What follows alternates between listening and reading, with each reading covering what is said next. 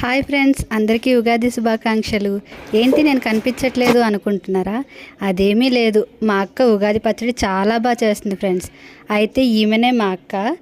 So ఇప్పుడు మా అక్క ఉగాది పచ్చడి ఎలా చేస్తుంది అన్నది ప్రాసెస్ అయితే మీరు చూసేయండి. ఉగాది పచ్చడి తయారు చేయడానికి ముందుగా మనం ఒక బౌల్ తీసుకొని దాంట్లో కొంచెం తునిపప్పు, అలాగే కొంచెం కొబ్బరికూరు, ఇంకొంచెం బెల్లం, కొన్ని మామిడి ముక్కలు, అలాగే కొన్ని అరటిపండు ముక్కలు, వేప పువ్వు, చింతపండు రసం, కొంచెం సాల్ట్ అండ్ పచ్చిమిర్చి కూడా వేసుకోవాలి. వేసుకున్న తర్వాత వాటిని మనం బాగా కలుపుకోవాలన్నమాట.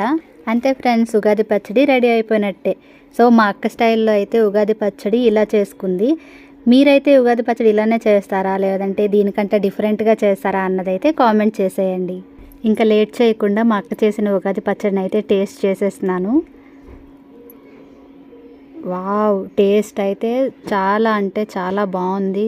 యమ్మీగా ఉంది. పులుపు, కారం, ఉప్పు అన్నీ సరిపోయాయి అన్నమాట. చాలా బాగుంది. ఈ వీడియో కనుక మీకు నచ్చితే లైక్ చేసి, షేర్ చేసి, సబ్స్క్రైబ్ చేసుకోండి ప్లీజ్.